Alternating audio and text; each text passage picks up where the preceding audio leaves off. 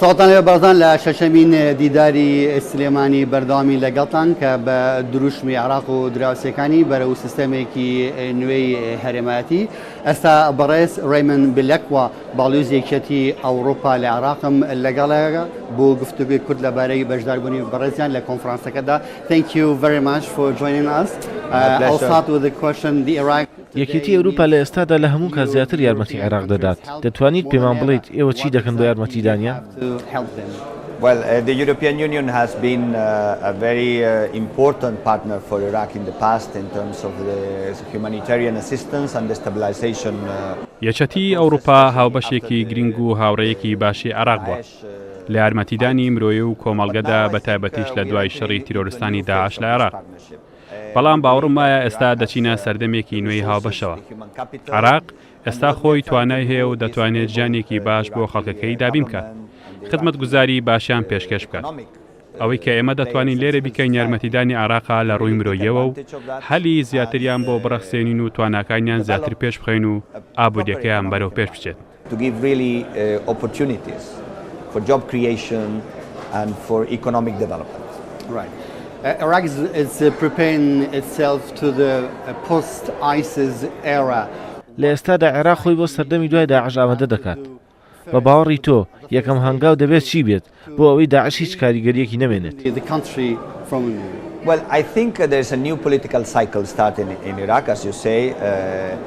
This post-ISIS era, basically, I think لە دوای داعش پێویستە سیاست لە چوارچێوەیەکی ترەوە بکرێت و زیاتر پەرە بە دیموکراتیەت بدرێت لە وڵاتەدا. جارێکی تر متمانەی هاوڵاتیان بگەڕێنەوە و هەموو ئەو توانایی کە لە عێراقدا بخرێتە گەڕ. من باوەڕمە عێراق توانای ئەوەی هەیە ئابوووریەکی بەهێزی هەبێت، کارتی تایبەت دەسەڵاتی زیاتری هەبێت، چونکە ئەوان پێویستیان بەوەیە ڕێگەیان لێ نەگیرێت. عێراق تەنها پێویستی بە یارمەتیدانی نێودەوڵەتی نیە بۆ دووبارە بنیانانەوەی وڵاتەکەی، بەڵکو ئەو کارتە تایبەتانە هێزێکی دەرەکی و ناوخۆیشە بۆی و دەتوانێت زۆر پرۆفشناڵانە کار بکەن و پێویستە ڕێگریش بکرێت لە بەهەدەردانی سامانی عێراق و بەرهێنانیش یارمەتی دەردەبێت بۆ ئەوەی ئابوووریەکی بەهێزتری بۆ عێراق بەدەست بهێنرێت. To really increase the rate and the pace of reconstruction. Right. We are talking about the end of the ISIS, but we still have ئێمە باز لە کۆتایی داعش دەکەین، بەڵام سەدان و هەزاران عێراقیش تا ئێستا ئاوارەن و پەنابەرن لە وڵاتەکانی تر. یەکێتی ئەوروپا دەتوانێت چیان بۆ بکات؟ Well, we have been assisting very closely on this humanitarian effort, and I have to say that we need to highlight it's been a successful, one of the most successful humanitarian operations. ئێمە زۆر لە نزیکەوە یارمەتی مرۆییمان گەیاندۆتە ئەو کەسانە. سەرکەوتوترین یارمەتیدانی مرۆیی بووە لە مێژوودا. زیاتر لە 6 میلیۆن کەس ماڵ و شوێنی خۆیان جێهێشتووە. هەندێکیان گەڕاونەتەوە و هەندێکیشان هەر ئاوارەن، بەڵام کارەکانیشیان کۆتایی نەهاتووە. بۆیە من باوەڕمە عێراق پێویستی بە یارمەتی زیاتر هەیە و پێویستە ڕێکخراوە نێودەوڵەتیەکانیش بەردەوام بن لە یارمەتیدانی عێراق. ئێستاش بۆ ئەوەی کێشەی ئاوارەکان تا ڕادەیەک چارەسەر بێت، پێویستە لە ڕووی ئاسایش و ئارامیەوە بپارێزرێن و حکومەت کاریان بۆ بکات. بێگومان دەبێت کاریان بۆ بدۆزرێتەوە. بۆیە ئێمە هەوڵ دەدەین چەندین جۆر یارمەتی دابین بکەین و هەلی کاری زیاتریان بۆ بڕەخسێنین. بۆ نمونە ئێستا پرۆژەیەکی نوێمان دەست پێ کردەوە بە ناوی دووبارە ژیانەوەی کەلتور لە نینەوە، کە پرۆژەی دووبارە بنیانانەوە و دابینکردنی هەلی کارە. ئێمە هەوڵ دەدەین چەندین یارمەتی تریش پێشکەش بکەین، بەڵام دوجار دەسەڵاتەکان و توانەکانی ئێمەش نوردارەوە پێویستمان بە یارمەتی حکومەت هەیە بۆ ئەوەی ژینگەیەکی باشیان بۆ بڕەخسێت و یارمەتی دەربێت بۆ گەڕانەوەی ئاوارەکان بۆ سەرماڵ و حاڵی خۆیان. Some job, some economic activities that will provide livelihoods. Right. Mr. Bilekwa, as you are aware, there are thousands of Yazidi women and children. وە خۆت دەزانی تا ئێستا سەدان کچوژنی ئێزیدی نادیارن، نازانێت لەکوێن. ئەوانە کە ڕزگار کراون لە ڕووی دەرونیەوە باش نین. بیرروبۆچوونی تۆ چییە و دەبێت چیان بۆ بکرێت؟ What do you think it has to be done today to help them? Well, I think the Yazidi community have suffered. من باوەڕمە ئێزیدەکان مەینەتی زۆریان چێشتووە. سەرەتا بەهۆی داعشەوە ئەو جینۆسایدا کاریگەری هەبووە لەسەر ئەوان. ئێستا هەندێکیان هەر لە کەمپەکاندا دەژین. پێویستە چەندین کاریان بۆ بکرێت. من چاوم کەوت بە لە پچراوانیان بۆ ئەوەی کاریان بۆ بکرێت تا لە ڕووی دەرونیەوە ئارام ببنەوە. بەڵام وەک پێشووتریش وتم حکومەتی ناوخۆیی دەتوانێت زیاتر کاریان بۆ بکات. زیاتر کاریان بۆ بکات و ویان لێ بکات جارێکی تر دەست بکەنەوە بە ژیان. ئەوەش بە ئابوووریەکی باش و دابینکردنی هەلی کاری باش بۆیان. هەروەها هاوکاریان نێودەوڵەتیەکانیش بە هەمان شێوە دەتوانن وا بکەن جارێکی تر دەست بکەنەوە بە ژیان. چونکە هەر لە سنوورەکان و کەمپەکاندا دەژین. At the end of the day, this is what most people want. Nobody wants to go on a lifeline, stay in camps and receive assistance. ئەی سەبارەت بەوانەی دەستدرێژیان کراوەتە سەر و لە بازاڕەکاندا فرۆشراون.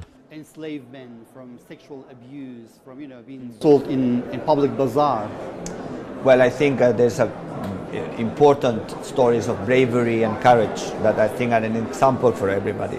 ئەوەی بەسەر ئەواندا هات بووە وانەیەک بۆ هەمووان. نادیە مرادیش نمونەیەکە لەوان. باوەڕمە دەتوانرێت کاری زۆر بکرێت بۆ ئەوەی جارێکی تر متمانیان بۆ بگەڕێتەوە. ئێمە هەوڵی ئەوە دەدەین پشتیوانی ئەو پرۆسەیە بین. باوەڕیشمایە دابینکردنی ئاسایش بۆیان زۆر گرنگە. چونکە ئاسایش یەکێکە لە مەرجە سەرەکیەکان بۆ گەڕانەوەی متمانیان. من باوەڕمایە ئەوە شتێکێکە لەو شتانی کە ئێمە هەوڵ دەدەین بیکەین و چەندین ڕاوێژکاریشمان لەو بوارە کار دەکەن.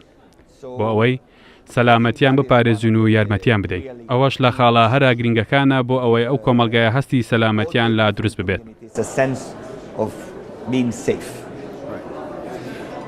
As you're aware, there are a great number of ISIS insurgents coming from European countries and they are seen. وەک دەزانی چەندین داعش هەن بەڕەچەڵەک ئەوروپین و لە عێراق و سووریا دەستگیر کراون. بەڵام ئەوروپا ڕەتی دەکاتەوە جارێک تر وەریان بگرێتەوە. چۆن ئەو کێشەیە چارەسەر دەبێت؟ To accept them. What can solve this problem? Well, I think there are two different issues here. One is that the international community has agreed that the crimes of Daesh should be judged where they were committed. ئەوە دەکرێت بە دوو شێوە بێت. یەکێکیان کۆمەڵگەی نێودەوڵەتی لەسەری ڕێککەوتون کە دەبێت داعش لەسەر تاوانەکانی سزا بدرێت. بۆیە ئێستا پرۆسەیەک دەستی پێکردووە بۆ ئەو کارە. ئێمەش پشتیوانی لێ دەکەین.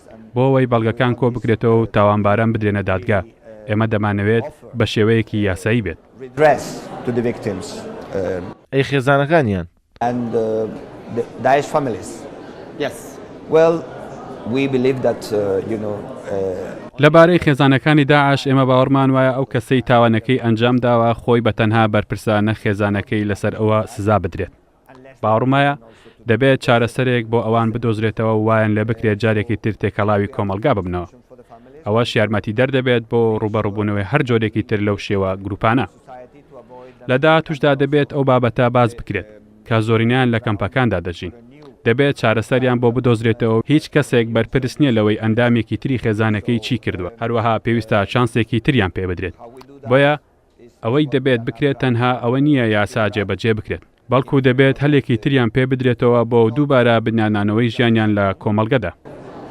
But also giving people an opportunity to rebuild their lives within their communities.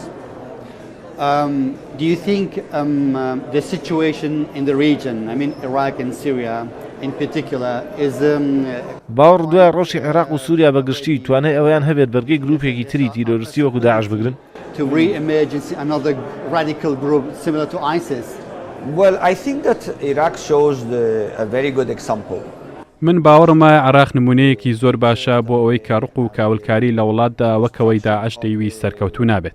بەگشتی هەمان ڕاپەڕین لە دژیان و سەرکەوتوو بوون. گروپێکی تری لەو شێوەیەش سەرکەوتوو نابێت. دەبێت چارەسەر بدۆزرێتەوە بۆ خەڵکەی زیانی بەرکەوتووە. ئەوەش لە ڕێگەی هاوکاری و کاری نێودەوڵەتی و حکومەت و بەرپرسە ناوخۆیەکانەوە دەبێت.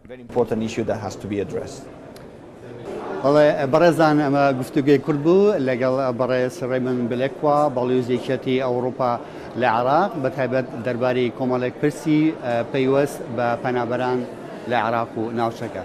تایدارێکی تر هەر شاد و بەختەوە.